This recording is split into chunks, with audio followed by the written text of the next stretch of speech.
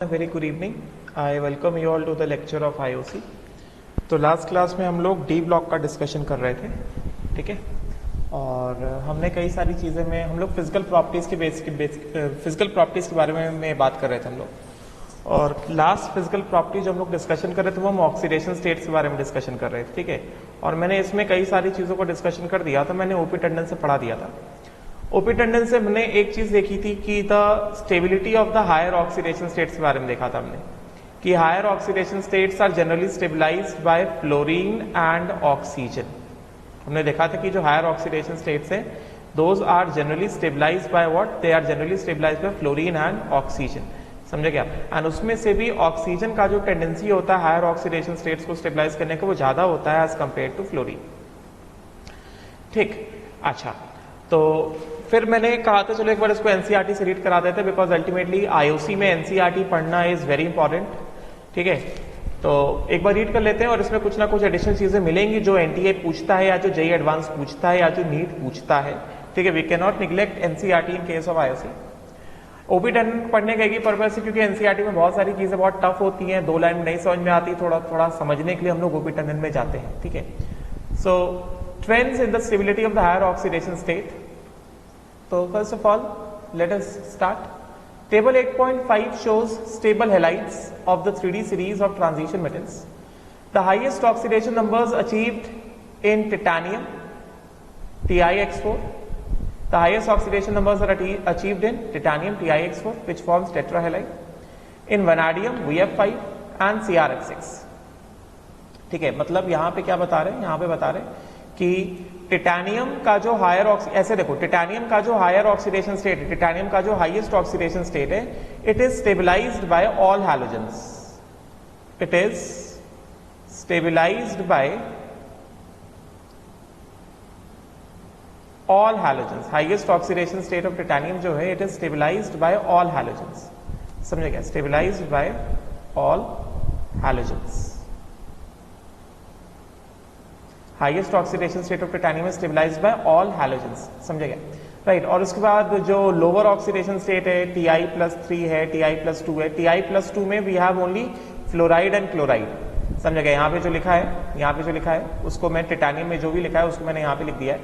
तो Titanium+2 में we have got only fluoride and chloride and Titanium+3 is also stabilized by all halogens, ठीक है। अच्छा, अब उसके बाद इंपॉर्टेंट चीज जो हमने ऑलरेडी पढ़ा हुआ है in the E0 values, E0 M+3 से M+2, हमने क्या पढ़ा हुआ है कि Titanium+3 से M+2 ये वैल्यू कैसा था? ये वैल्यू नेगेटिव वैल्यू था। इसका मतलब Titanium+3 से Titanium+2 आसानी से नहीं जाता है। Titanium+3 is not oxidising.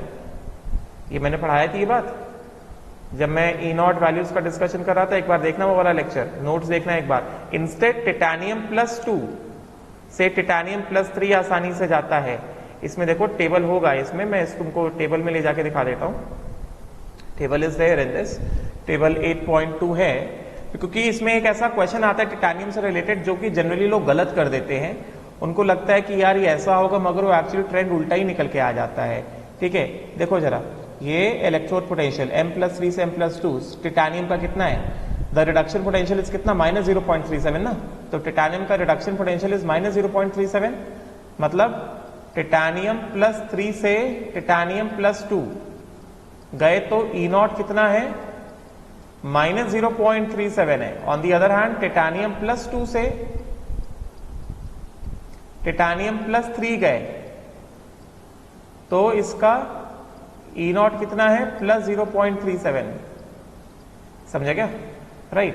तो इस चीज पे ध्यान देना। तो जनरली क्या होता है, जनरली ऐसा ये क्वेश्चन पूछ लिया जाता है कि Titanium+2 जो है ऑक्सीडाइजिंग है कि रिड्यूसिंग है? Titanium+2 जो है दिस इज ऑक्सीडाइजिंग या रिड्यूसिंग? तो इसमें जनरली गलती हो जाती है। Titanium+2 जो है ऑक्सीडाइज होता है। किसमें ऑक्सीडाइज होता है? Titanium+3 में। इस वजह से Titanium+2 is a reducing agent. ये सारी चीजें मैंने बताई थी, अलग अलग से ऐसे लिखवाया था, रिड्यूसिंग पावर एंड वगैरह। तो थोड़ा ध्यान से पढ़ना है इसको, ठीक है ना। Titanium+3 Titanium+2 में आसानी से नहीं जाता है, जाएगा तो Titanium+4 में जाएगा। बात समझेगा? राइट। तो ये चीज है। अच्छा, चलो वापस आते हैं। तो टिटेनियम का जो हाईएस्ट ऑक्सीडेशन स्टेट है, it is stabilised by all the halogen. Titanium +4 का जो स्टेट है वो सारे हैलोजन से स्टेबलाइज हो जाता है।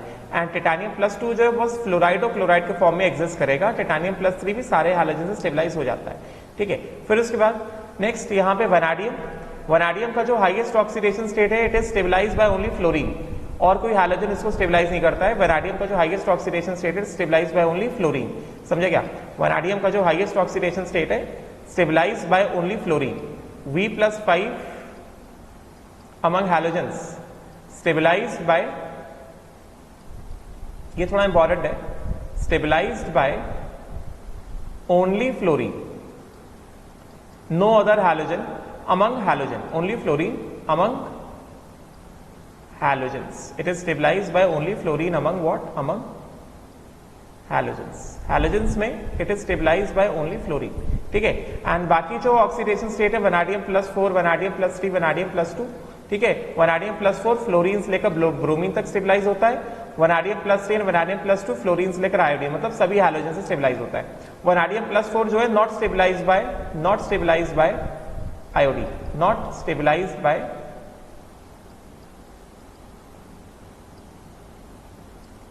iodine, ठीक है। एंड ये जितने भी है VX4, VX3, VX2, they all undergo hydrolysis to VOX3। ये इंपॉर्टेंट है, जो मैंने अलग से लिखा है ना, ये इंपॉर्टेंट है। They all undergo hydrolysis to VOX3। VOX3 में ये सब के सब क्या होते हैं? हाइड्रोलाइज हो जाते हैं। बस VF5 का हाइड्रोलिसिस नहीं होता, बाकी जितने भी हेलाइड्स हैं V+4 के, V+3 के, V+2 के, they all undergo hydrolysis into VOX3। समझे क्या? उसी तरह से क्रोमियम के जो ऑक्सीडेशन स्टेट से, क्रोमियम का highest oxidation state is stabilised by only fluorine, no other halogen can stabilize the highest oxidation state of chromium. Chromium का हाईएस्ट ऑक्सीडेशन स्टेट क्या होता है? +6 होता है, ठीक है।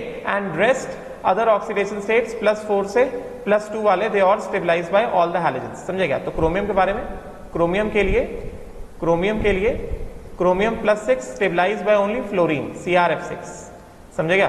Chromium +5 again stabilized by only fluorine, CrF5।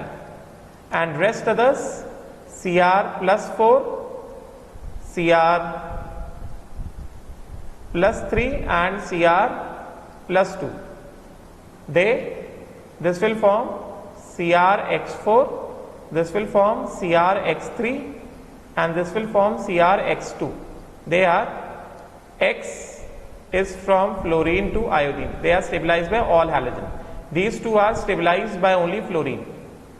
मतलब हम लोग यही देख रहे हैं कि हाइयर ऑक्सीडेशन स्टेट को स्टेबलाइज करने की टेंडेंसी ऑक्सीजन है फ्लोरीन में। यहाँ पे हैलोजन की बात करें तो fluorine stabilize by only fluorine. समझे क्या? बाकी जो लोअर ऑक्सीडेशन स्टेट है, they are stabilize by all the halogen, fluorine से लेकर आयोडीन तक, ठीक है। फिर मैंगनीज में देखो जरा, जैसे मैंने बताया था, मैंगनीज में फ्लोरीन मैक्सिमम ऑक्सीडेशन स्टेट जो स्टेबलाइज कर सकता है वो क्या है? वो है +4 का है। समझे क्या? फ्लोरीन मैक्सिमम ऑक्सीडेशन स्टेट जो स्टेबलाइज कर सकता है वो +4 का है। फ्लोरीन +7 का ऑक्सीडेशन स्टेट स्टेबलाइज नहीं कर सकता है, ठीक है। जबकि +2 के ऑक्सीडेशन स्टेट जो है सबके सब हैलोजन स्टेबलाइज कर सकते हैं, ठीक है। तो मैंगनीज के बारे में ये इंपॉर्टेंट है। मैंगनीज के लिए, फॉर मैंगनीज +7 का oxidation state, it is not stabilized by fluorine alone। समझे क्या? it can be stabilized by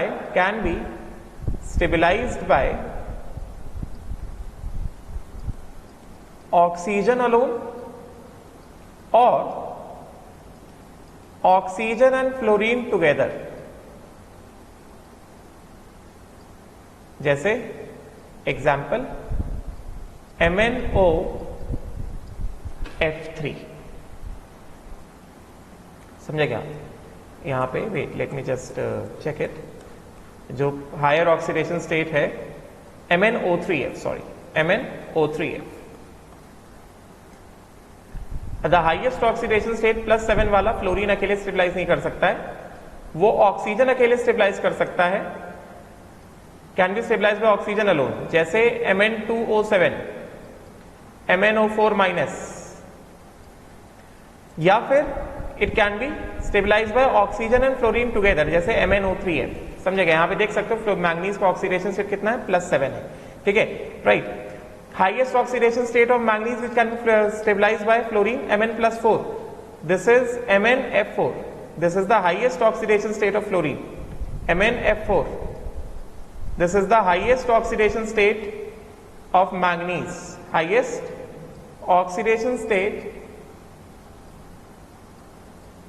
of manganese that can be stabilized by fluorine, that can be stabilized by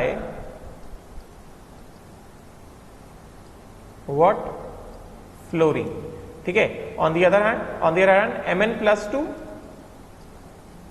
it gives MnX2, it can be stabilized by all the halogens, MnX2, where X is fluorine to iodine, Mn+2 lower oxidation state can be stabilized very easily by all the halogens, समझे क्या, right. तो manganese बारे में ये दो चीजें important रहेंगी, ठीक है, राइट। और हाँ, +3 का ऑक्सीडेशन स्टेट भी फ्लोरीन स्टेबलाइज कर देता है और कोई हैलोजन स्टेबलाइज नहीं कर पाता है, Mn+3 also stabilized only by fluorine, Mn+3 also stabilized only by what, fluorine, बस फ्लोरीन ही स्टेबलाइज करता है और कोई स्टेबलाइज नहीं कर सकता है Mn+3 को, ठीक है। फिर उसके बाद आयन के लिए देखो जरा, आयन के लिए क्या है, Fex13 है, Fex13, मतलब Fe+3 को कौन कौन स्टेबलाइज करता है, X1 क्या है, फ्लोरीन से लेकर ब्रोमीन तक। तो Fe के लिए Fe+3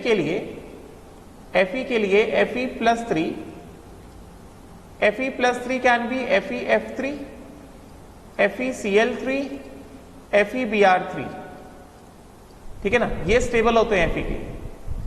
Fe+3 can be stabilised by F-, can be stabilized by Cl-, can be stabilized by Br-।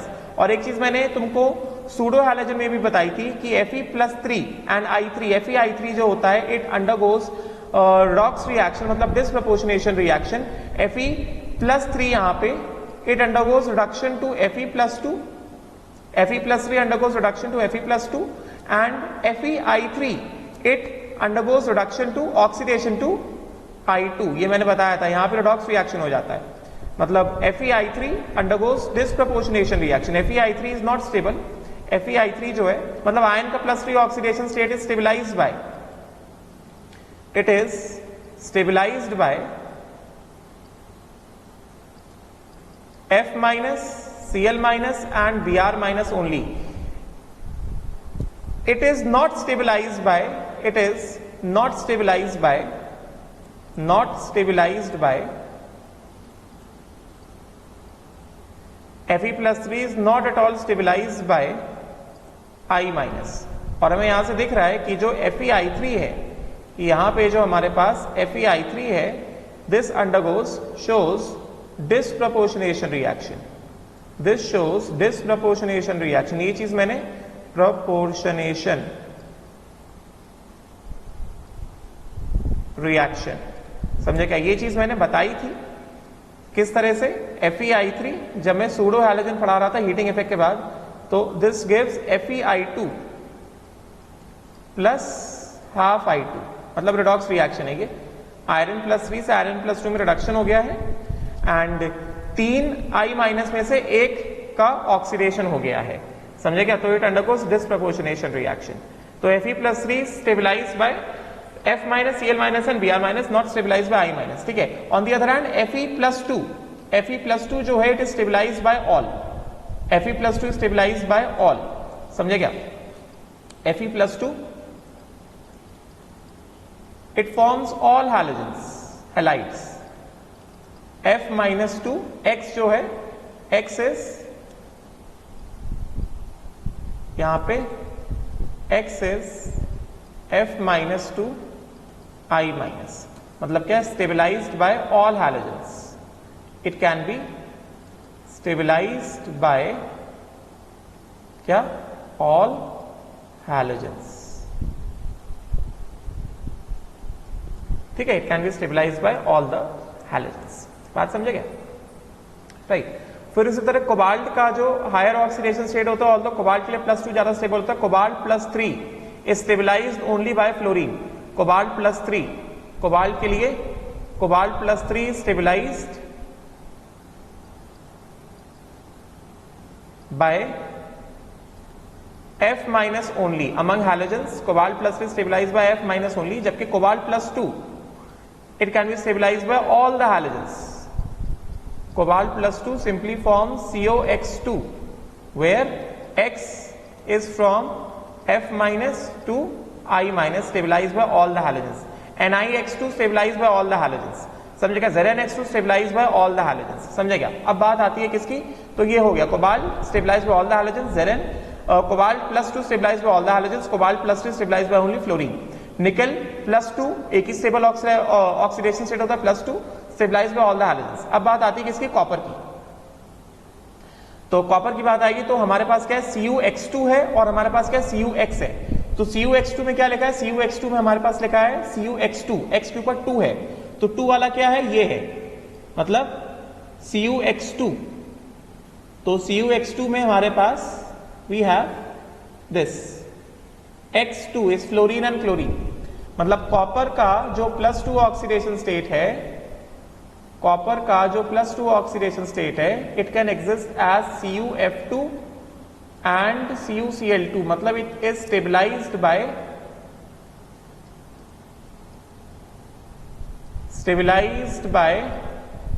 F- and Cl-। और हमें पता है कि it is not stabilised by, ये चीज मैं पढ़ा चुका हूं, not stabilized by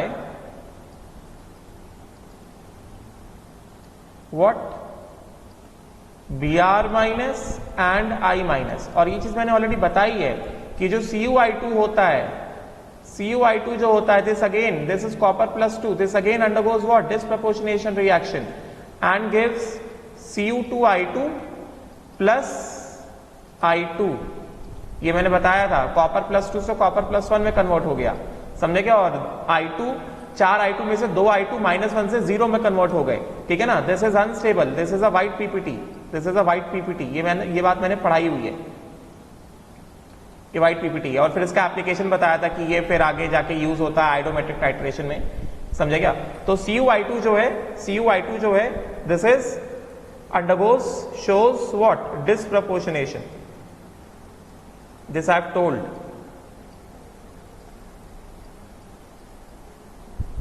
shows disproportionation. Sorry, हाँ पूरा CuI2. I'm not talking about copper, I'm talking about entire compound CuI2. समझे क्या? डिस्प्रपोर्शनेशन नहीं कहेंगे, I am sorry, not disproportionation, intramolecular redox. Intramolecular redox, it is not disproportionation, intramolecular redox, it shows intramolecular redox. समझे क्या? और इसी तरह यहां पे भी, I am sorry about this is not disproportionation, this is again what? Intramolecular redox. FeI3 also shows intramolecular redox. Intramolecular redox, समझे क्या? राइट। फिर इसके बाद फिर लास्ट में क्या है? Cu कॉपर +1, X में क्या लिखा है? X3 लिखा है ना, तो अगर X3 लिखा है इसका मतलब क्लोरीन से लेकर आयोडीन तक। तो copper +1 can be stabilised by copper +1, copper plus it can exist as CuCl, CuBr and Cui, या फिर Cu2Cl2, ऐसे बोल सकते हैं कि it can exist as Cu2Cl2, Cu2Br2, Cu2I2, या फिर ये वाला फॉर्म ज्यादा कॉमन होता है, या एम्पेरिकल फॉर्मूला के फॉर्म में लिख दो CuBr एंड Cui। समझे क्या? It is this stabilised bye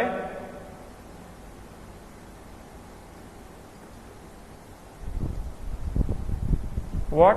Cl-, Br- and I-, not stabilized by F-। समझे क्या मतलब? CuF does not exist, means CuF does not exist यहां से क्वेश्चन निकलते हैं, किसी न किसी फॉर्म में ऑब्जेक्टिव क्वेश्चन पूछते हैं, तो इसलिए मैं इस पर टाइम दे रहा हूं भाई। इसको पढ़ना रहेगा ठीक से, एक बार में नहीं होगा, मगर जैसे मैंने पढ़ा है उसको धीमे धीमे पढ़ते जाओगे तो होगा, ठीक है। चलो अभी जो कहानी लिखी इसको पढ़ लेते हैं। टेबल मैंने पढ़ा दिया, this table is important, it is a important table, ठीक है। सो table 8.5 shows the stable halides of 3D, मतलब इसमें जितने भी हैलाइड्स दिए वो स्टेबल है, जो हैलाइड नहीं दिया वो अनस्टेबल है, तो मैंने बता दिया, ठीक है। कौन किसको स्टेबलाइज करता है, जो स्टेबलाइज नहीं करता वो अनस्टेबल है, तो प्लीज ध्यान से पढ़ना, ये इंपॉर्टेंट है ये। So table 8.5 shows the stable halides of the 3D series of transition metals. The highest oxidation numbers achieved in TiX4 tetrahalides VF5 plus 7 state for manganese is not represented in simple halides.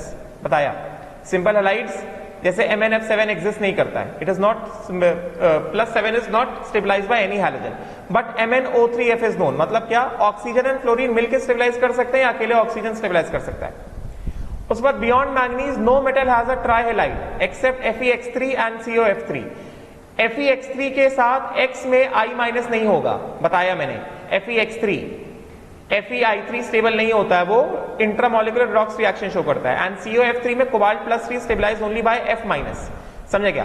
फिर इसके बाद ये तो मैंने last class में पढ़ाया था कि higher ability of fluorine to stabilize the highest oxidation state is due to higher lattice energy। High strong lattice बनाता है, जैसे इन केस ऑफ COF3, मतलब आयनिक कंपाउंड्स के केस में लैटिस एनर्जी का फैक्टर है, और कोवलेंट कंपाउंड्स के केस में बॉन्ड एंथैल्पी का factor in case of covalent compound, जैसे VF5 एंड CRF6। तो ऐसे पूछ सकते हैं कि VF5 CRF6 में स्टेबिलिटी का फैक्टर क्या है, उसमें लैटिस एनर्जी फैक्टर नहीं है, उसमें फैक्टर है बॉन्ड एंथैल्पी। COF3 के स्टेबिलिटी का फैक्टर क्या है, COF3 के स्टेबिलिटी का फैक्टर है लैटिस एनर्जी, ठीक है। तो F माइनस के बारे में इंपॉर्टेंट चीज, F minus can stabilise higher oxidation states, it can stabilize higher oxidation states due to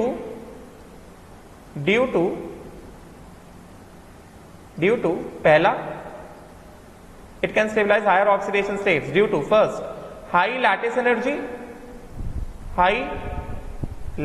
energy किसके लिए, in case of ionic compounds,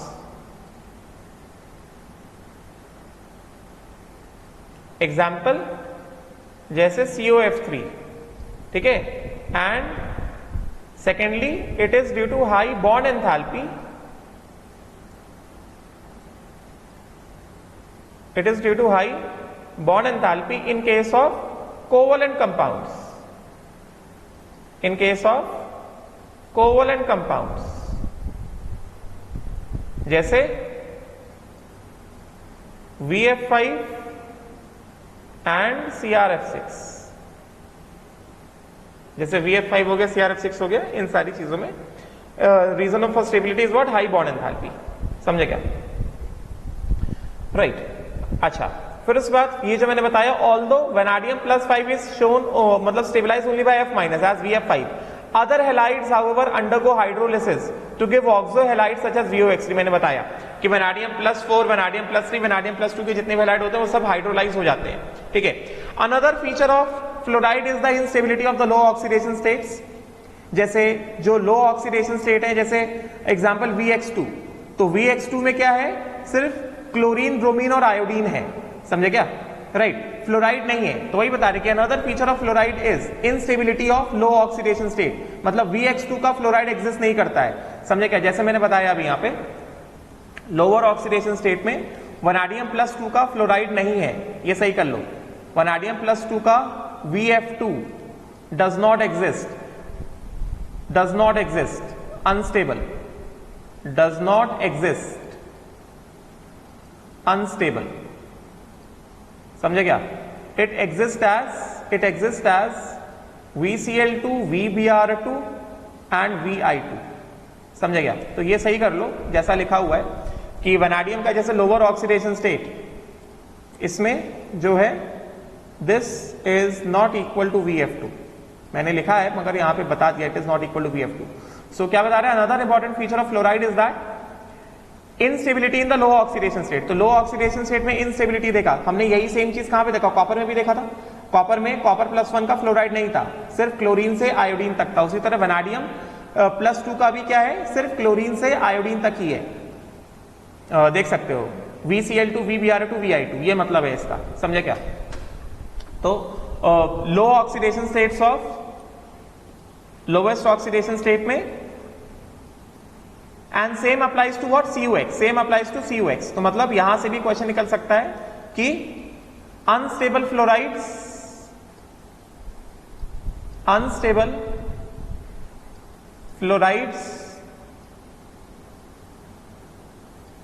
in low oxidation state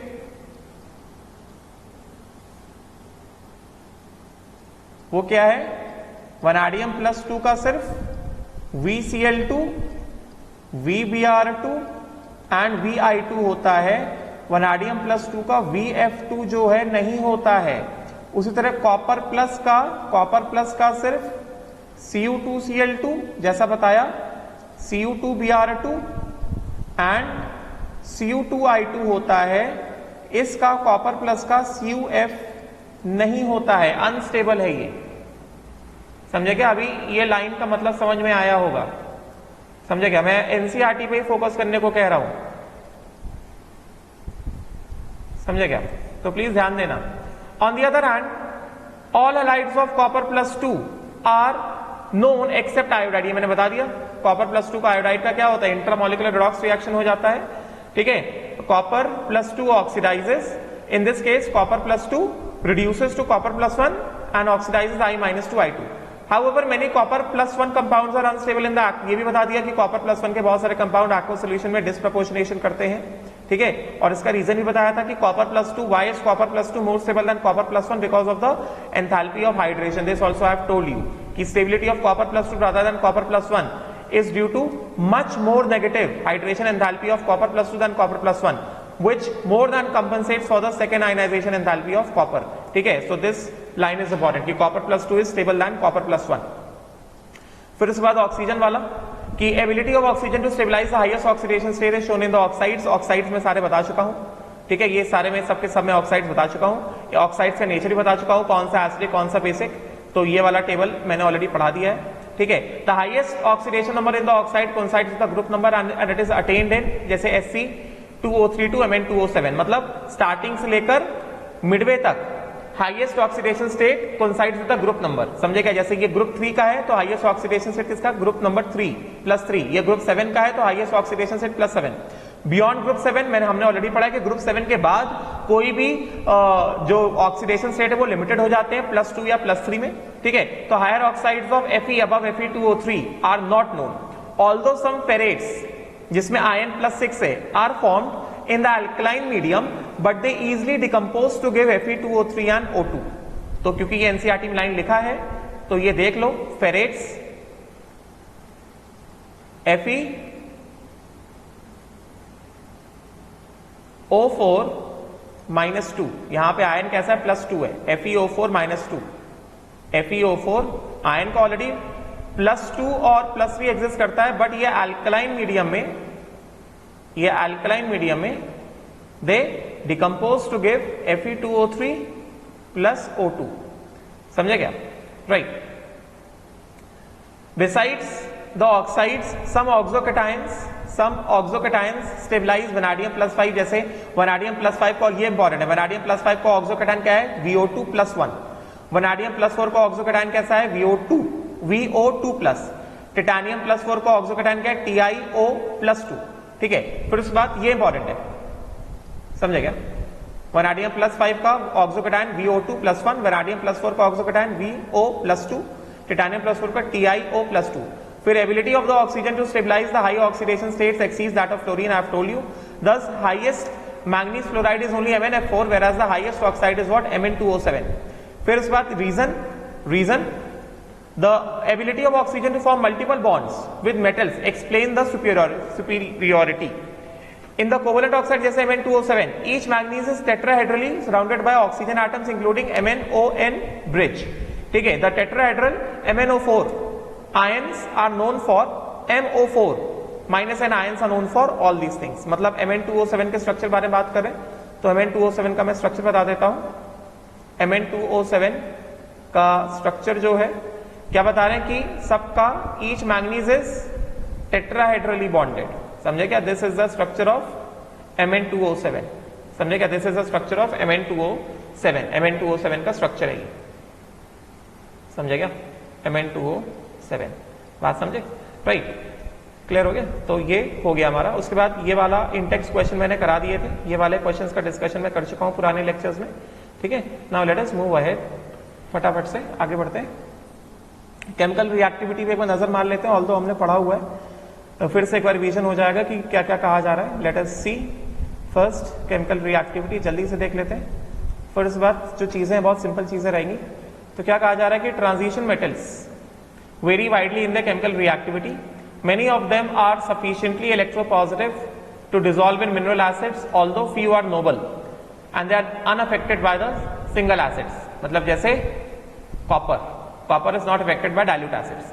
The metals of the first series, मतलब 3D series, with the exception of copper, are relatively more reactive and oxidized by 1 molar H+, though the actual rate at which these metals react with the oxidizing agents like H+ is sometimes low because of the formation of oxide layer on the surface। बताया था। For example, titanium and vanadium in practice are passive to the dilute non-oxidizing acids at room temperature। बताया था क्यों? Why they are passive? Because of the formation of oxide layer they are passive। क्यों? Due to formation of oxide layer। समझे क्या? बताई थी ये बात। Due to formation of oxide layer, oxide layer के फॉर्मेशन की वजह से ये कैसे हैं? ये पैसिव हैं। Due to formation of oxide layer they are passive. ठीक है, फिर उस बाद क्या कह रहे हैं? The E naught values M+2 से M का डिस्कशन कर चुके हैं, ये मैं फिर से दोबारा नहीं बता रहा हूं। General trend of less negative, ये भी पढ़ा है कि अक्रॉस पीरियड जाते हैं तो E naught reduction less negative होता है या E naught oxidation less positive होता है। Is related to the increase in the sum of first and the second ionization enthalpies, ये पढ़ चुके हैं। It is interesting to note that the E naught values of manganese, nickel and zinc are more negative than expected.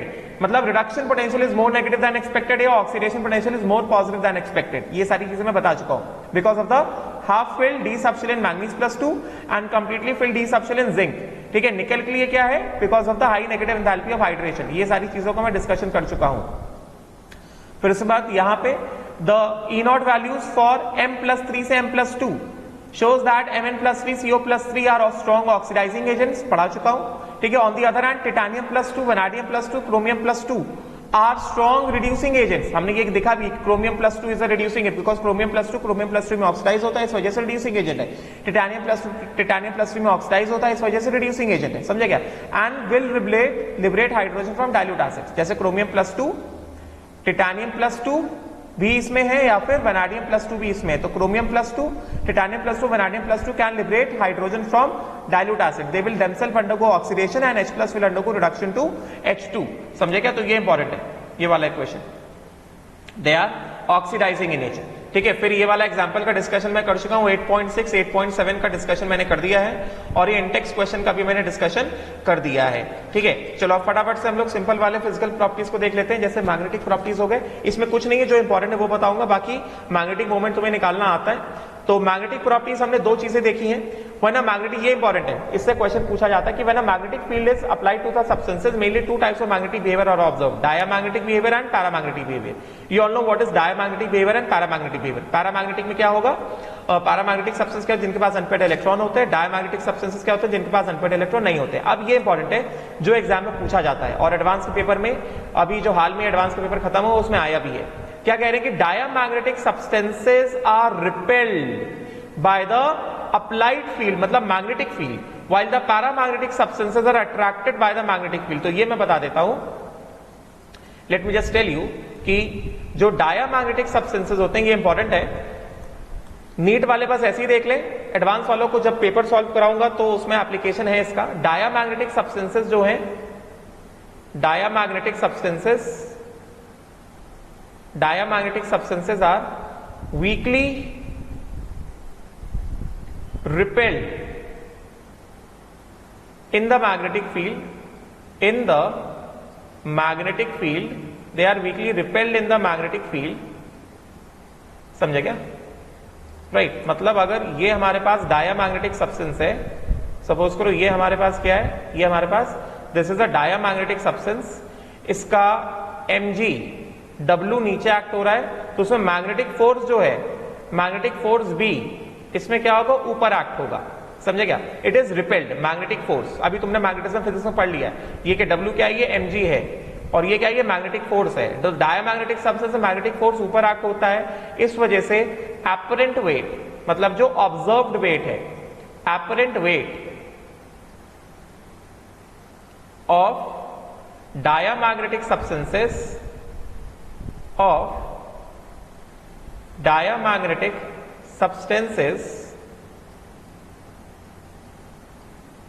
in magnetic field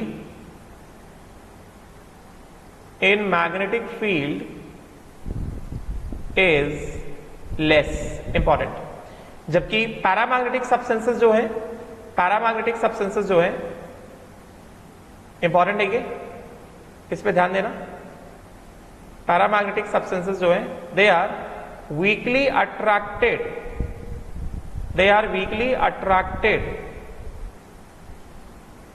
in the magnetic field, paramagnetic substances are weakly attracted in the magnetic field. इस वजह से अभी suppose करो मैं paramagnetic substance को दिखा दूं, suppose करो ये एक पैरामैग्नेटिक सब्सटेंस है, because it is weekly attracted in the magnetic field, तो ये इसका W है, समझे क्या? और इसी के साथ ही क्या एक्ट होगा, इसी के साथ ही मैं दूसरे अभी पेन से दिखा देता हूं, इसी के साथ ही क्या एक्ट होगा, मैग्नेटिक फोर्स भी एक्ट होगा, ठीक है? तो इसके लिए W एपरेंट क्या हो गया, मतलब ऑब्जर्व्ड वेट क्या हो गया, ऑब्जर्व्ड वेट हो गया W is equal to mg plus magnetic force.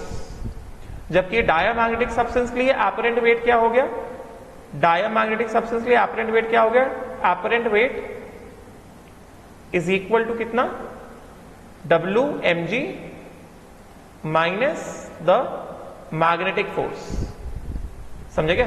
तो ये चीज इंपॉर्टेंट है, राइट?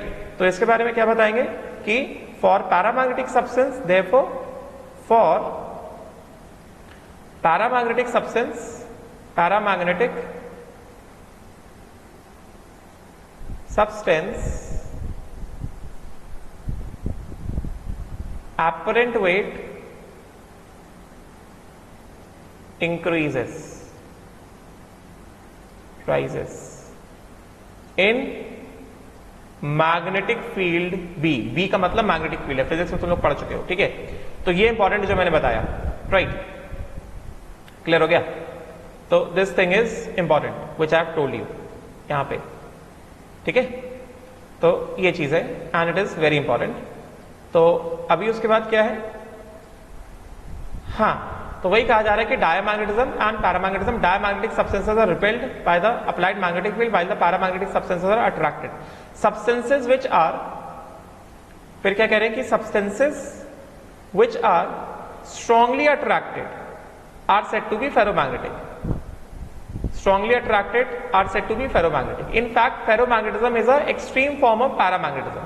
समझे क्या? Many transition metal ions are paramagnetic, we all know. और थोड़ा डिटेल में हम लोग देख लेंगे जब हम लोग सॉलिड स्टेट में आएंगे। फिर उसके बाद यहां से ये सारी चीजें हमने पढ़ी हुई हैं, इसको रीड कर लेना, बिकॉज यहाँ पे ये फॉर्मूला है मैग्नेटिक मोमेंट निकालने का, spin only magnetic moment, spin only magnetic moment under root of n into n+2, n is the number of unpaired electrons. We all know all these things. इसमें कुछ भी नया नहीं है, कैसे निकाला जाता है सब मैंने सिखाया हुआ है। अगर तुम्हें डाउट हो तो प्लीज इसको एक बार गो थ्रू कर लो, रीड कर लो और सॉल्व कर लो एक बार अगर तुम्हें डाउट हो, ठीक है? मैं ये नहीं करा रहा हूं, मैं पढ़ा चुका हूं इसको। Then calculate the magnetic moment of the divalent ion if the atomic number is 25, मतलब मैंगनीज डाइवेलेंट +2 मतलब क्या, 3d5, यस नॉट, 3d5 मतलब 5 अनपेयर्ड इलेक्ट्रॉन, तो 5 into 5 + 2 5.92 बोहर मैग्नेट्रॉन, ठीक है? राइट, आगे बढ़ते हैं। फिर उसके बाद then we have spin only magnetic moment of m+2 ion, Z कितना है, मतलब कोबाल्ट है, कोबाल्ट +2 के बारे में बात करें। कोबाल्ट +2 क्या होता है, 3d7 होता है, 3d7 हो गया मतलब n का वैल्यू कितना हो गया, 3 हो गया, under root of 3 into 3 + 2 under root of 15 आ जाएगा, ठीक है? फिर फॉर्मेशन ऑफ कलर्ड आयंस, ये सारी चीजें मैं पढ़ा चुका हूं, तो एक बार हम लोग टेबल देख लेते हैं। क्या है, हम मैंने बताया था कि कलर डी ब्लॉक में कलर किसकी वजह से होता है, colour is because of D transition, और ये सब मैंने कोऑर्डिनेशन कंपाउंड्स में डिटेल में पढ़ाया है, तो इसमें अभी मैं टाइम नहीं दे रहा हूं। और जब मैं कोऑर्डिनेशन कंपाउंड्स पढ़ा रहा था मैंने ओपी टंडन वाला पार्ट रीड कराया था, मैंने ऑलरेडी रीड कराया था, समझे क्या। तो formation of coloured compounds this I have already taught. तो when the electron from lower d orbital is excited to the higher d orbital, the energy of excitation corresponds to the frequency of the light absorb. मतलब जितना ज्यादा difference होगा, मतलब जितना ज्यादा splitting होगा उतना ज्यादा क्या होगा, एनर्जी एब्जॉर्ब्ड होगा, समझे क्या, right. The frequency generally lies in the visible region, the colour observed corresponds to the complementary colour और द कलर ट्रांसमिटेड, और उसके लिए हमने वैगन व्हील चार्ट देखा था, वैगन व्हील देखा था, ठीक है। The frequency of the light absorbed determined by the nature of the ligand, हमने देखा था, ये सारी चीजें हमें पता है, ठीक है। Then in the aqueous solution, in aqueous solutions where water molecules are acting as a ligands, the colors of the ions observed are listed in table 8.8। मतलब ये जो टेबल 8.8 है, यहाँ पे जो कलर्स दिए गए हैं ये किसके लिए है, when they are aquated, ligand क्या है, they are homoleptic complexes, homoleptic मतलब पता है ना, जहां पे ओनली ligands एक ही तरह के ligands हो, they are homoleptic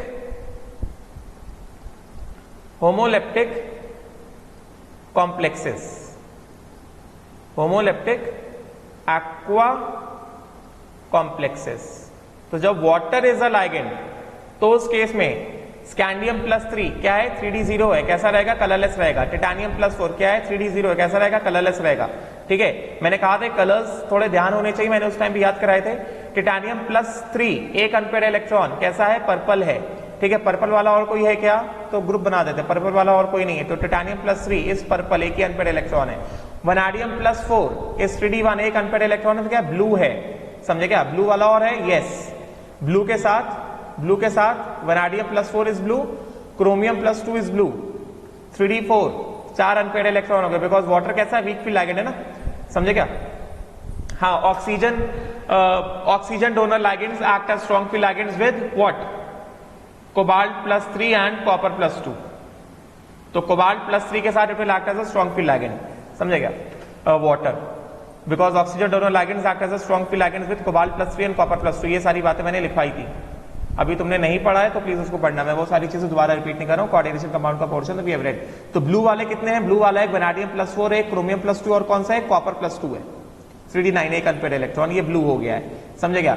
फिर ग्रीन वाले कौन से, ब्लू वाले देख लो जरा, एक्वा कॉम्प्लेक्सेस में ब्लू वाले कौन कौन से हैं, वनाडियम +3 हो गया, मतलब इसी टेबल में देख लो जरा, वनाडियम +4 हो गया, मार्क कर लो, ब्लू वाले ऐसा ग्रुप बना के पढ़ सकते हो, इसका ऐसा पेयर बना के पढ़ सकते हो, ब्लू वाले हो गए, वनाडियम +4 क्रोमियम +2, समझे क्या।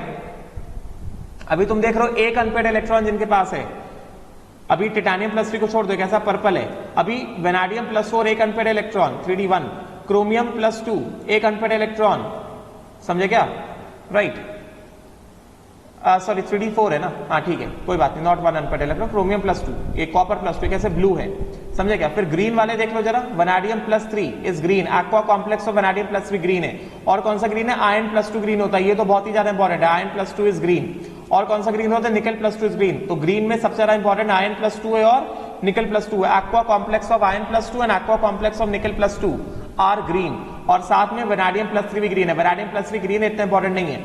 फिर वॉयलेट, वनाडियम +2 इज वॉयलेट, समझे क्या। क्रोमियम +3 इज वॉयलेट, ये देख लो जरा, chromium +3 is violet, manganese +3 is violet, ये सब मैंने पढ़ाया है। मैंगनीज +2 इज पिंक, ये इंपॉर्टेंट है, मैंगनीज +2 इज पिंक, समझे क्या। आयरन +3 इज रेडिश ब्राउन या येलो भी बोल सकते हैं, Fe+3 के सॉल्ट्स कैसे येलो कलर के होते हैं, समझे क्या।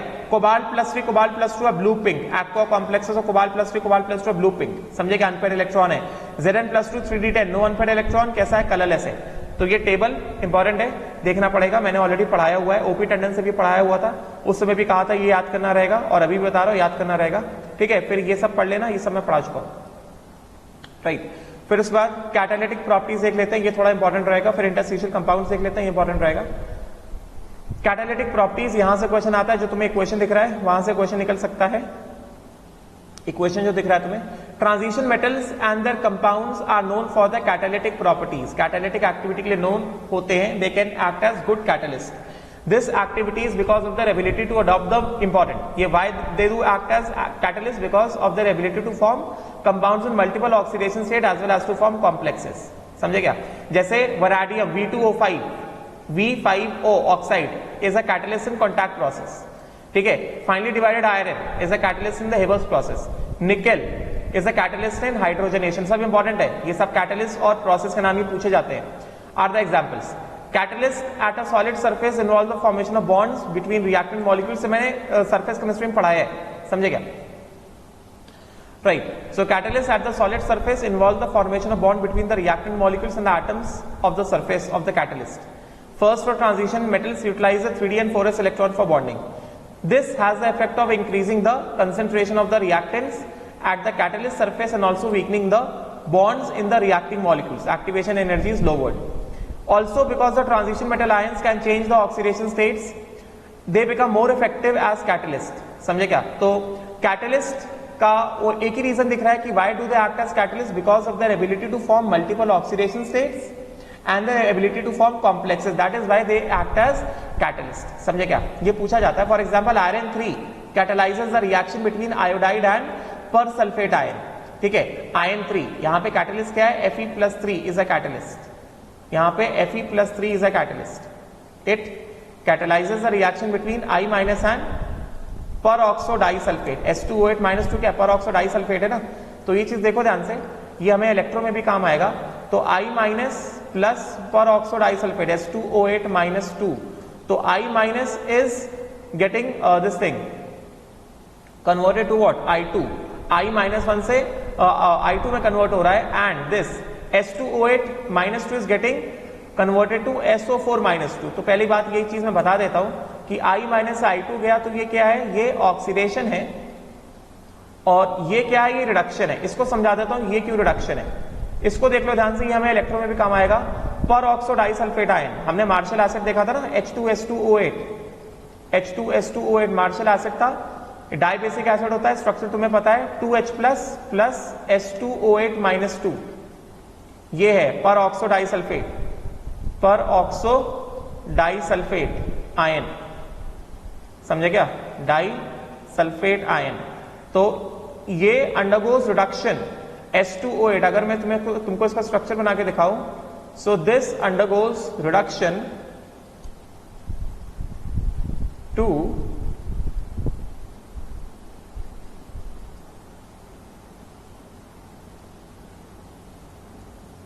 like this. This undergoes reduction to sulfate and sulfate.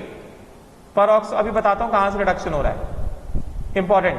Peroxo disulfate is reduced to sulfate like this. O- double bond O and O- plus कितना हो गया? एक और sulphate, S double bond O- double bond O and O-. ठीक है, तो चलो मैं ऑक्सीजन को अंडरलाइन करता हूं. सॉरी, ये ऐसा नहीं होगा, it will be like this. S2O8 है ना, ये ऐसा ऐसा और ये ऐसा होगा. वेट, ये ऑक्सीजन ऐसे और ये ऐसे. This is peroxo disulfate ion. तो मैं क्या करता हूं, यहां पे ये दोनों ऑक्सीजन एटम को अंडरलाइन किया है. यहां पे this oxygen is -1, this oxygen is also -1. तो यहां पे जब रिडक्शन रिएक्शन हो रहा है, this is reduction half reaction, this is reduction half reaction. तो रिडक्शन हाफ रिएक्शन जब हो रहा है तो यहां पे ये वाला बॉन्ड टूट रहा है, मतलब ये वाला बॉन्ड टूट रहा है, ये वाला बॉन्ड टूट रहा है. समझे क्या? और ये वाला जो पेरोक्साइड बॉन्ड है टूटा, एंड ये वाला जो एटम है, ये वाला oxygen atom, this oxygen atom, इसको मैंने अंडरलाइन किया रेड से. यहां पे ऑक्सीडेशन स्टेट कितना है? -1 है, और यहां पे ऑक्सीडेशन स्टेट कितना है? इसका -2 है. समझे क्या? उसी तरह से ये वाला ऑक्सीजन एटम, ये वाला ऑक्सीजन एटम ऑक्सीडेशन स्टेट कितना है? पेरोक्साइड में ऑक्सीडेशन स्टेट कितना है? -1 है. और वो ऑक्सीजन एटम यहाँ पे ये है, यहाँ पे ऑक्सीडेशन स्टेट कितना है? -2 है. समझे क्या? तो बेसिकली यहाँ पे ये वाला पेरोक्साइड -1 से कन्वर्ट हुआ किसमें? पेरोक्साइड जो है ये -1 से कन्वर्ट हुआ -2 में. -1 से कन्वर्ट हुआ किसमें? -2 में. O-1 plus 1 electron gives O-2. और ऐसे कितने हैं? ऐसे 2 पर ऑक्साइड ऑक्सीजन एटम से, समझे क्या? तो बेसिकली यहाँ पे कितने इलेक्ट्रॉन गेन हो रहे हैं? यहाँ पे 2 इलेक्ट्रॉन गेन हो रहे हैं, समझे? तो अगर यहाँ पे कहा जाए what is the n factor of S2O8 minus 2, n factor कितना है? 2 है। N factor of SO4 minus 2 कितना होगा? 1 होगा, क्योंकि 2 सल्फेट है ना, 2 सल्फेट के लिए 2 इलेक्ट्रॉन, तो एक सल्फेट के लिए एक ही इलेक्ट्रॉन है, ठीक है? अभी समझ में आया होगा। तो रिएक्शन बिटवीन ये सीधा सीधा दिया गया, मतलब ये पूछा जा सकता है, reaction between I minus and peroxo disulphate is catalysed by Fe+3। और ये कैटालिटिक रिएक्शन कैसे होता है? Fe+3 पहले I माइनस साथ रिएक्ट करता है, मतलब FeI3 बनाता है। FeI3 पहले Fe+2 में रिड्यूस होता है और I2 बनता है, and then Fe+2 plus peroxo disulphate, Fe+2 वापस से ऑक्सीडाइज हो जाएगा Fe+3 में, मतलब catalyst remains unused at the end of the reaction, and peroxo disulphate और रिड्यूस हो गया किसमें? सल्फेट में, समझे क्या? तो ये देख लो जरा, Fe+3 how does it act as a catalyst, समझे क्या? फिर उस वक्त फॉर्मेशन ऑफ इंटरस्टिशियल कंपाउंड, इसमें जनरली क्वेश्चन आते हैं, यहां से फीचर्स ऑफ इंटरस्टिशियल कंपाउंड से क्वेश्चन पूछ ले जाते हैं। तो इंटरस्टिशियल कंपाउंड देख लो, मैंने बताया था इंटरस्टिशियल कंपाउंड्स क्या होते हैं। तो interstitial compounds are those which are form when small atoms like hydrogen, carbon, nitrogen are trapped inside the crystal lattices of the metal. मतलब जो मेटल का जो मेटालिक बॉन्डिंग वाला स्ट्रक्चर होता है, बहुत सारे मेटल एटम्स कैसे एक साथ ऐसे पैक्ड होते हैं, बहुत सारे मेटल एटम्स एक साथ ऐसे they are packed like this, ऐसे पैकिंग में होते हैं बहुत सारे मेटल एटम्स। मतलब बस एक ऐसे एग्जांपल दे रहा हूं, समझे क्या? राइट अभी तुम देख रहे हो इन एटम्स के पैकिंग के बीच में क्या है? छोटी छोटी जगह खाली है, ये small small spaces are vacant like this, like this, like this, like this. These are the small small vacant spaces in between the atoms, समझे क्या? तो इन एटम्स के बीच में in small spaces, small atoms like hydrogen, carbon, nitrogen, they come and they just occupy the small spaces and they form what? They form non-stoichiometric, जैसे मैंने hydride में बताया था ना, they form non-stoichiometric, क्योंकि ये लॉस या गेन ऑफ इलेक्ट्रॉन से नहीं बनते हैं, they form non-stoichiometric interstitial compounds, interstitial compounds, non stoichiometric interstitial compounds form कर लेते हैं ये, समझे क्या? उनको हम लोग बोलते हैं इंटरस्टिशियल कंपाउंड्स, समझे क्या? तो वही बता रहे हैं कि when small atoms, interstitial compounds are formed when small atoms such as hydrogen, carbon, nitrogen are trapped inside the crystal lattices of the metals. They are usually non-stoichiometric, मैंने बताया था, and are neither typically ionic or covalent. For example जैसे TiC, Mn4n, Fe3H, VH 0.56, TiH 1.7. The formulas quoted do not correspond to any normal oxidation state, क्योंकि because they are non-stoichiometric, loss या gain of electron से नहीं बने, समझे क्या? They do not correspond to any normal oxidation state of the metal. Because of the nature of their composition, these compounds are also known as interstitial compounds, समझे क्या? The principal physical and chemical characteristic of these compounds are as follows. ये यहाँ से question आता है। पहला, they have high melting points, higher than those of pure metals, क्योंकि तुम्हें दिख रहा है, क्योंकि लैटिस में पहले जो एम्प्टी स्पेसेस थी अब वो एम्प्टी स्पेसेस भी भर गई हैं, इस वजह से स्ट्रेंथ कैसा हो गया? लैटिस और स्ट्रॉन्ग हो गया है, समझे कि इस वजह से इनका जो मेल्टिंग पॉइंट है ये प्योर मेटल से भी ज्यादा है। मतलब lattice of interstitial compound is stronger than pure metal. मतलब क्या? Pure metals have stronger lattice than interstitial compounds, समझे क्या? मैं यहां पे लिख देता हूं। तो पहला और दूसरा पॉइंट का एक ही मतलब है। पहला point, they have high melting point which is higher than those of pure metals. Second, they are hard. Some borides are hard like diamond in terms of hardness, समझे क्या? तो इसका मतलब क्या है? इंटरस्टिशियल कंपाउंड, पहले दो पॉइंट क्या सजेस्ट करते हैं? Means interstitial compounds means these compounds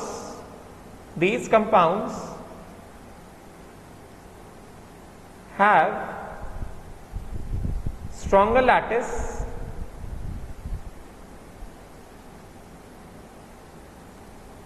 than parent metal.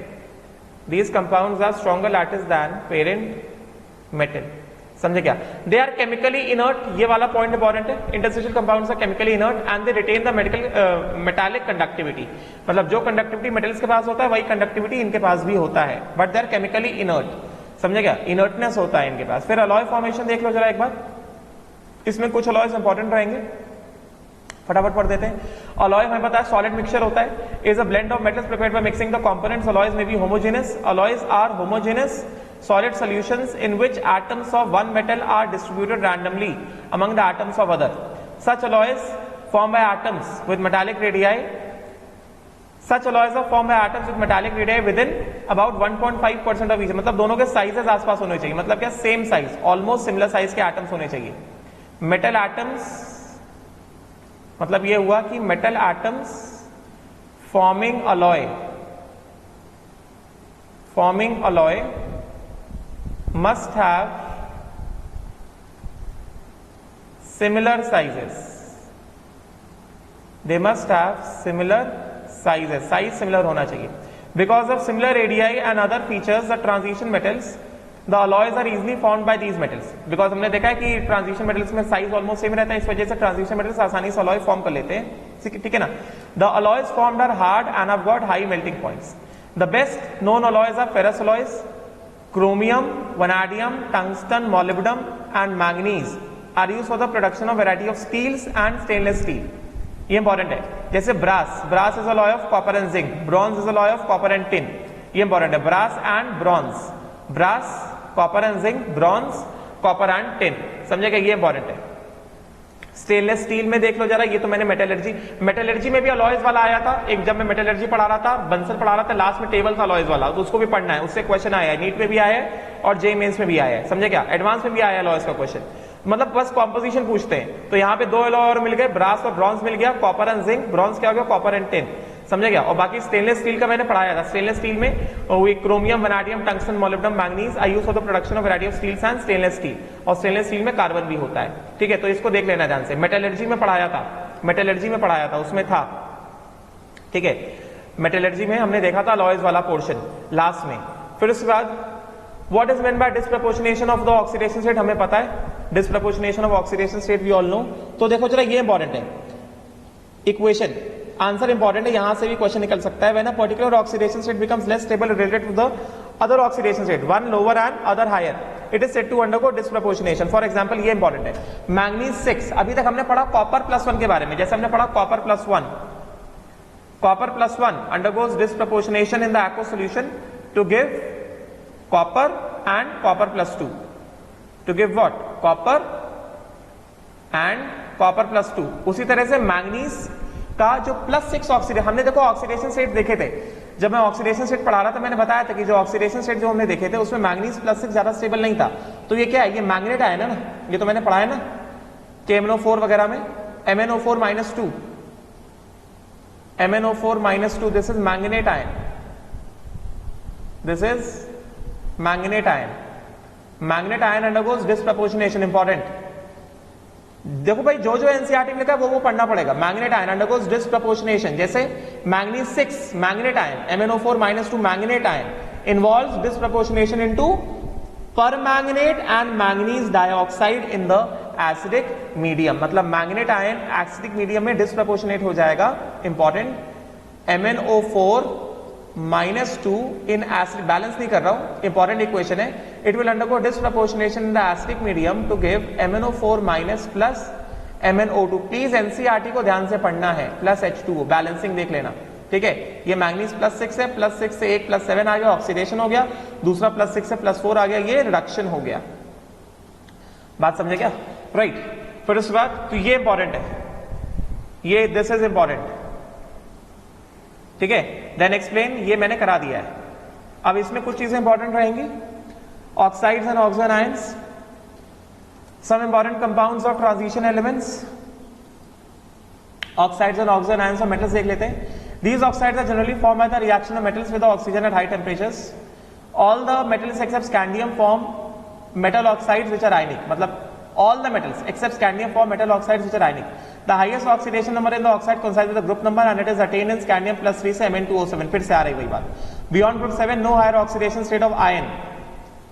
No higher oxidation state of iron above +3 are known.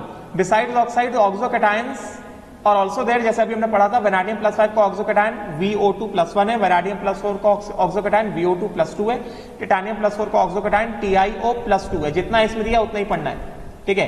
फिर उसके बाद जैसा मैं ऑलरेडी पढ़ा चुका हूं, as the oxidation number of the metal rises ionic character decreases. हमने पढ़ा है ऑक्सीडेशन नंबर इंक्रीज होता है तो पोलराइजिंग पावर इंक्रीज होता है, कोवलेंट कैरेक्टर इंक्रीज होता है, आयनिक कैरेक्टर डिक्रीज होता है। In case of manganese Mn2O7 is covalent green oil, ये इंपॉर्टेंट है, Mn2O7 is a covalent green oil. Even CrO3 and V2O5 have no melting point, मतलब ये भी कैसे कोवलेंट है। In the higher oxides the acidic character is predominant, हमने पढ़ा है ऑलरेडी कि जैसे जैसे ऑक्सीडेशन स्टेट बढ़ता जाता है एसिडिक नेचर बढ़ता जाता है। अब ये वाला थोड़ा इंपॉर्टेंट रहेगा, ये वाला पैराग्राफ थोड़ा इंपॉर्टेंट रहेगा। Mn2O7 को पानी में डाला तो HMnO4 आता है, CrO3 को पानी में डाला तो H2CrO4 आता है और H2Cr2O7 आता है।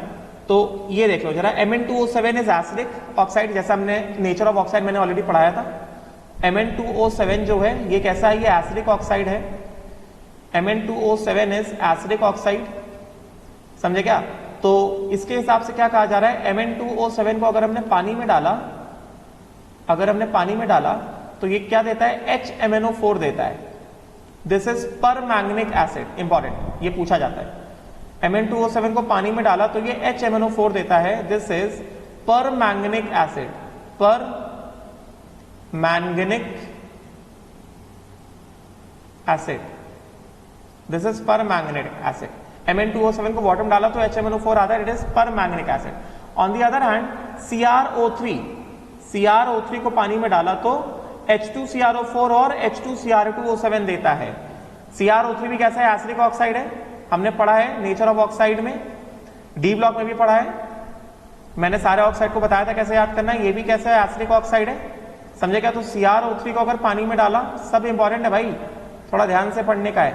तो ये क्या देगा, ये देगा H2CrO4 chromic acid, H2CrO4 plus H2Cr2O7 dichromic acid. Chromic acid मतलब डाइबेसिक एसिड है, इसके पास क्या है, इसके पास मतलब वीक एसिड ही है, वीक एसिड है। They all are weak acid, strong acid थोड़ी है। हमने एसिड हमने आयनिक इक्विलिब्रियम तो ऑलरेडी पढ़ा हुआ है ना, ये सबके सब वीक एसिड है ना। डाइबेसिक है, डाइबेसिक है, 2H plus, they are dibasic, this will give 2H plus plus chromate ion CrO4 minus 2 and this is also dibasic, this will give 2H plus plus क्या चीज, Cr2O7 minus 2, समझे क्या, right।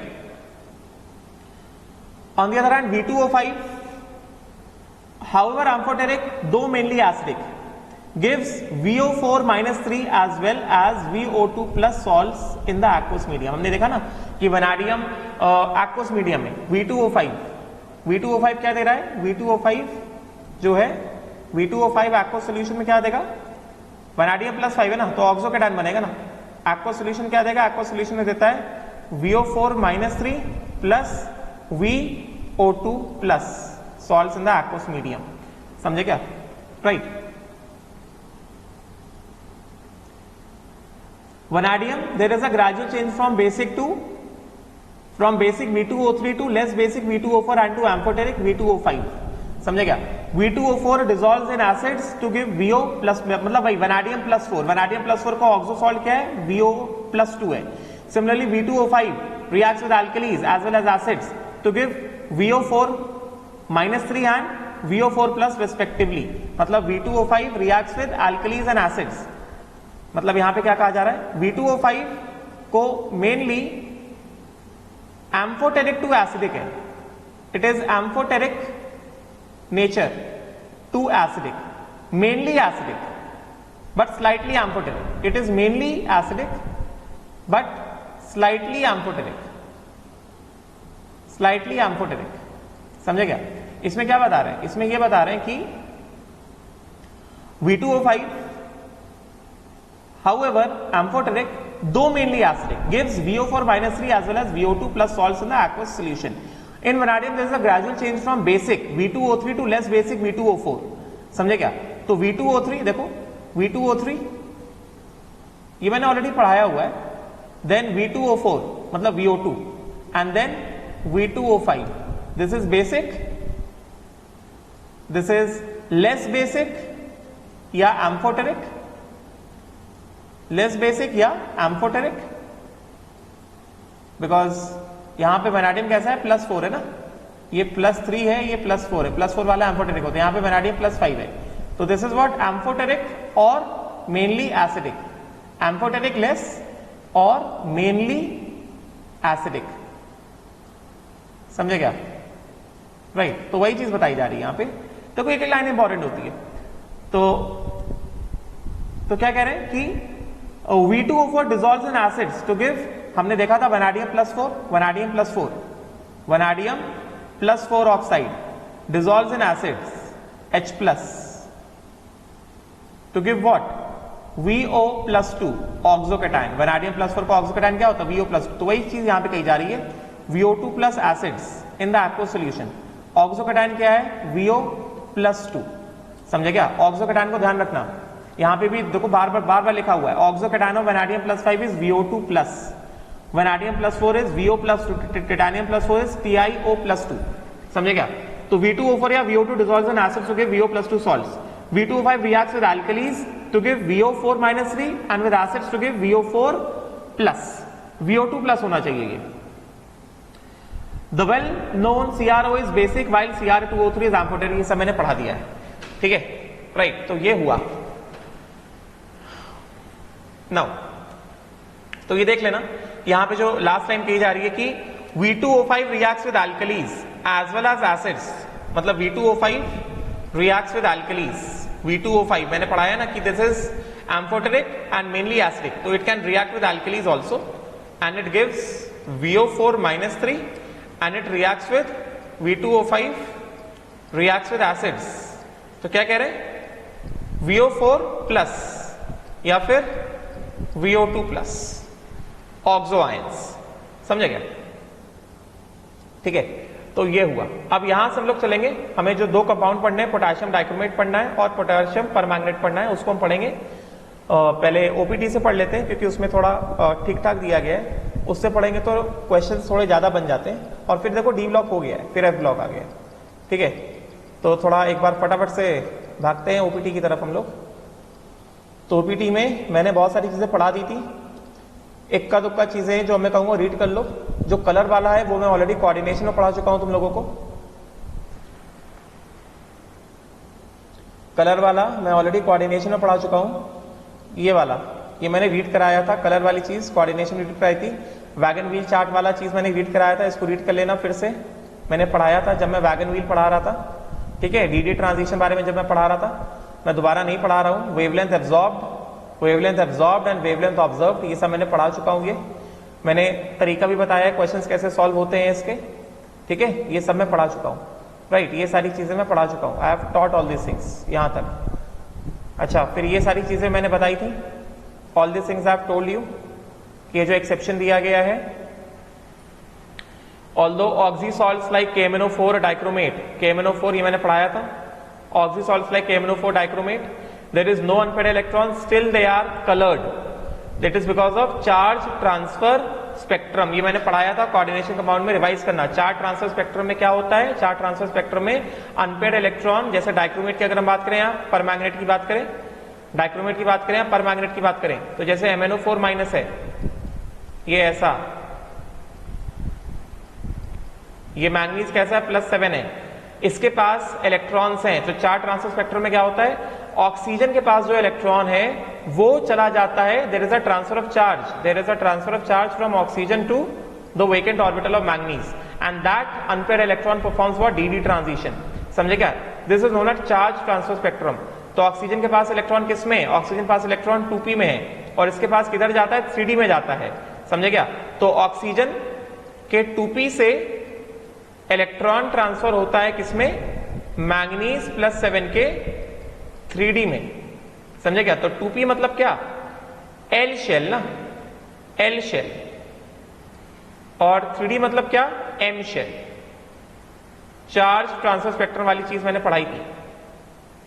And similarly इस वजह से despite having manganese +7, despite having this is 3d 0 ना, manganese +7 3d 0 होता है ना, स्टिल इट इज कलर्ड, समझे क्या। अभी हम लोग पढ़ेंगे KMnO4 डाइक्रोमेट पढ़ेंगे, कलर्ड होता है। उसी तरह डाइक्रोमेट भी, पोटेशियम डाइक्रोमेट भी, पोटेशियम डाइक्रोमेट में क्रोमियम कैसा है, this I have already taught, ये सब मैं ऑलरेडी सब पढ़ा चुका हूं, क्रोमियम प्लस 6 है, क्रोमियम प्लस 6 क्या होता है?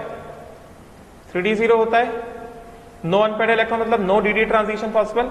तो यहां पे क्या होगा, यहां पे फिर से एक इलेक्ट्रॉन ऑक्सीजन से ट्रांजिशन करके किधर जाता है? क्रोमियम में जाता है, और फिर वो dd ट्रांजिशन करता है, समझे क्या? राइट। तो this is also a charge electron transfer, मतलब this is charge transfer spectrum.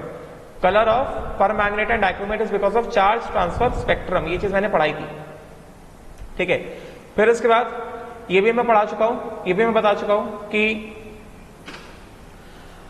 जैसे जैसे कोवलेंट कैरेक्टर बढ़ता है, कलर जो होता है क्या होता है? डार्क होता जाता है। Observe the colour of the following compounds of silver. Colour, percentage ionic character, AgCl, AgBr, AgI and Ag2S। ये Cl minus, Br minus, I minus and S minus 2। तो क्या हो रहा है? साइज ऑफ एनाइन क्या हो रहा है? साइज ऑफ एनाइन इंक्रीजेज, मतलब पोलराइजेबिलिटी ऑफ एनाइन इंक्रीजेज, मतलब कोवलेंट कैरेक्टर इंक्रीजेज। देखो तुम्हें दिख रहा है ना, आयनिक कैरेक्टर 80%, 24%, 15% एंड 4%, मतलब this has got what? Maximum covalent character. इसीलिए कलर कैसा है? White, pale yellow, yellow and black, ठीक है। तो इसमें क्या बता रहे हैं? Although there is no unpaired electron in Ag+, the colour of these compounds can be explain on the basis of percentage ionic character. समझेगा? If the ionic character of these compound is less than 20%, the compound will be coloured. समझेगा? Right. तो ये silver के halides के लिए है, मतलब जैसे जैसे कोवलेंट कैरेक्टर बढ़ता है, कलर बिकम्स डार्क। तो यहां पे क्या बता रहे हैं? Colour becomes dark as the covalent character increases. समझे क्या? तो यहां पे बता देता हूं, color becomes dark, color becomes dark as covalent nature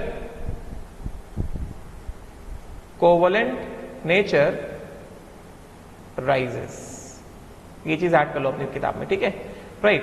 बाकी ये सब dd ट्रांजिशन वगैरह में पढ़ा चुका था, ये सब wagon wheel chart I have already taught you, ठीक है, रीड कर लेना। फिर ये वाला टेबल जो मैंने कहा था, ये वाला टेबल याद होना चाहिए। मैंने जब कोऑर्डिनेशन कंपाउंड पढ़ा रहा था, मैंने पढ़ाया था ये वाला टेबल, पूरा टेबल अच्छे से पढ़ाया था। I have told you that you have to learn this table, important है ये टेबल। वही जो एनसीईआरटी में पढ़ा है उसी के बेसिस पे है ये, ठीक है।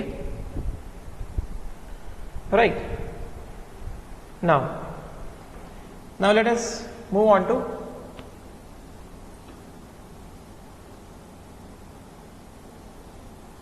यहां पे भी इंटरस्टिशियल कंपाउंड देख सकते हो, इंटरस्टिशियल कंपाउंड्स फीचर्स देख सकते हो, टिक मार्क कर दिया इंटरस्टिशियल कंपाउंड्स के फीचर्स, लगभग वही फीचर्स हैं, समझे क्या?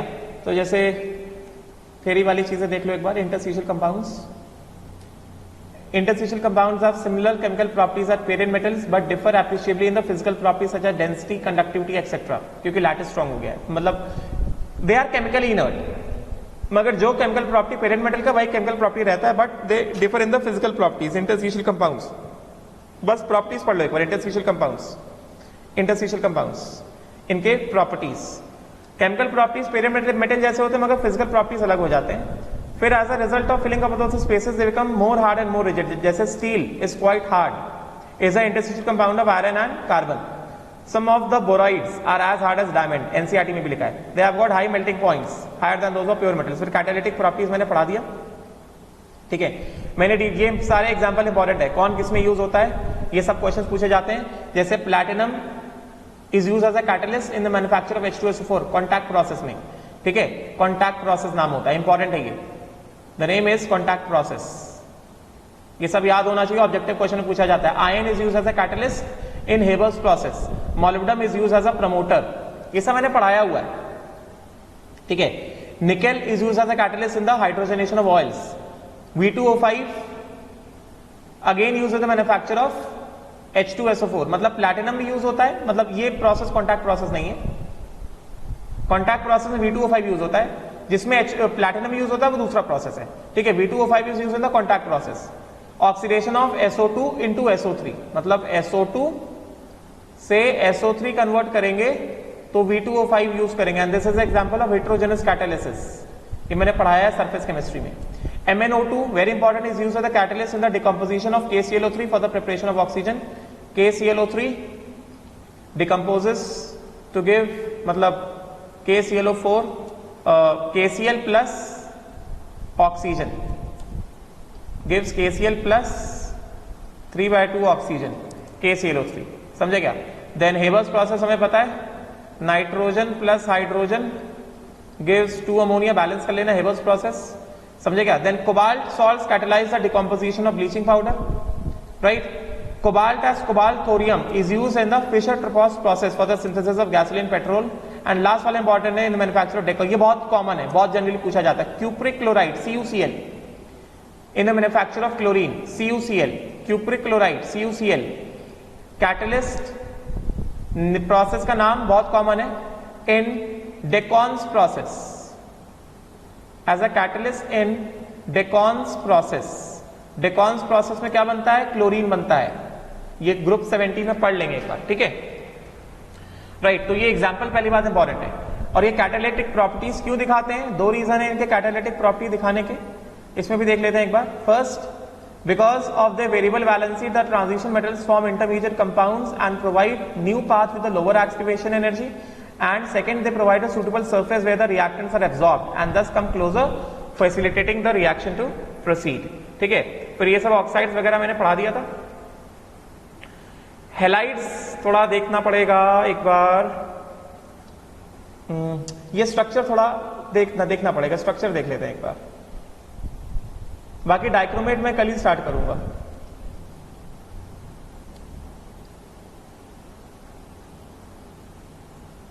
चलो एक बार मैं रीड करा देता हूं। Halides, transition metals combined with halogens at high temperature to form halides on account of high activation energies. The high temperature needed to start the reaction, but once the reaction starts, heat of reaction is sufficient to maintain the continuity of the reaction. Reactions are exothermic in nature. Order of reactivity of halogens हमें पता है। Metals in the higher oxidation state form fluorides, as it is मन देख लिया अभी, fluorine can oxidize the higher oxidation state. Fluorides generally ionic in nature होते हैं। The chlorides, bromides and iodides have ionic nature as well as covalent nature. The covalent nature increases as the atomic mass of halogen increases. For example, CuF2 is ionic compound while CuCl2 and ये important है, CuF2 ionic है and CuCl2 and CuBr2 are covalent. Structure देख लो जरा, last वाली line important है, last वाली line important है। See, just look at the structure of CuCl2, important. Just look at the structure of CuCl2. CuCl2 का structure देखो, covalent forming infinite chain, the coordination number of copper in these is 6, मतलब एक copper जो है 6 chlorine से attach है, मतलब ये वाला कॉपर को पकड़ लिया जाए तो 1 2 3 4, फिर एक प्लेन के ऊपर 6 5 और एक प्लेन के नीचे, समझेगा? इस तरह से 6 क्लोरीन से अटैच है। मतलब अगर हम ये वाला कॉपर ना पकड़े, हम कोई इंटरमीडिएट कॉपर पकड़े, मिडिल वाला कोई कॉपर पकड़े, अगर मैं सपोज करो if I just talk about, ऐसा कोई कॉपर दिख नहीं रहा है, चलो ठीक है, हाँ ठीक है, यही वाला कॉपर ले लेते हैं, ये वाला कॉपर ले लेता हूं। तो कितने क्लोरीन? 1 2 3 4, एक ऊपर 5 और एक नीचे 6, इसलिए कोऑर्डिनेशन नंबर क्या है? 6 है। CuCl2 is covalent, CuBr2 is covalent, समझे क्या? उसके बाद ये तो सिंपल पॉइंट है, halides of metals in the higher oxidation states are relatively unstable and undergo hydrolysis because they are the, जैसे TiCl4 हाइड्रोलाइज हो जाएगा TiO2 एंड HCl, मतलब ये तो आयनिक में जो हाइड्रोलिसिस पढ़ा है ना, TiCl4 it is a salt of weak base TiOH4 and strong acid HCl, तो ऐसे सॉल्ट का हाइड्रोलिसिस हो जाता है ना, and solution is this is, मतलब क्या? कैटायनिक हाइड्रोलिसिस है ना, मतलब दिस इज कैटायनिक हाइड्रोलिसिस ना, दिस इज कैटायनिक हाइड्रोलिसिस ना, तो सोल्यूशन कैसा होगा? एसिडिक इन नेचर होगा, ठीक है? Solutions can be stabilized by the addition of acids in order to prevent the hydrolysis. अभी ये इक्विलिब्रियम है ना, देखो ना, जैसे FeCl3 का भी हाइड्रोलिसिस होता है, FeOH प्लस HCl, CuCl2 का भी हाइड्रोलिसिस होता है, CuOH एंड HCl, इसको स्टेबलाइज कर सकते हैं, मतलब बाहर से एसिड डाल दोगे तो क्या होगा? बैकवर्ड शिफ्ट हो जाएगा, तो FeCl3 और CuCl2 का हाइड्रोलिसिस नहीं होगा, समझे क्या? एंड देन सल्फाइड्स को एक बार देख लेना, पढ़ लेना, इतना इंपॉर्टेंट नहीं है, एप्लीकेशन को भी एक बार पढ़ लेना, जस्ट रीड द एप्लीकेशन, ठीक है? मगर इतना ध्यान रखो, एनसीईआरटी में जो जो लिखा है वो सब कुछ बहुत ही ज्यादा इंपॉर्टेंट है, ठीक है, राइट? नाउ अब देखो नेक्स्ट क्लास में हो सकता है मैं पहले एफ ब्लॉक स्टार्ट कर दूं या फिर पोटेशियम डाइक्रोमेट स्टार्ट कर दूं, ठीक है? कुछ बाकी डी ब्लॉक का पढ़ा के हो गया, बस ये 2 कंपाउंड बचे जो कि इंपॉर्टेंट है, पोटेशियम डाइक्रोमेट का प्रिपरेशन, प्रॉपर्टीज और ये ऑक्सीडेशन रिएक्शंस, ये सब मैंने पढ़ाया हुआ था। एंड देन KMnO4 का preparation, properties and oxidation reactions, ये सारी चीजें इंपॉर्टेंट रहेंगी। हो सकता है कि एफ ब्लॉक पहले स्टार्ट कर दूं, इसको मैं थोड़ा होल्ड पे रख दूं, ठीक है, so will stop here, thank you.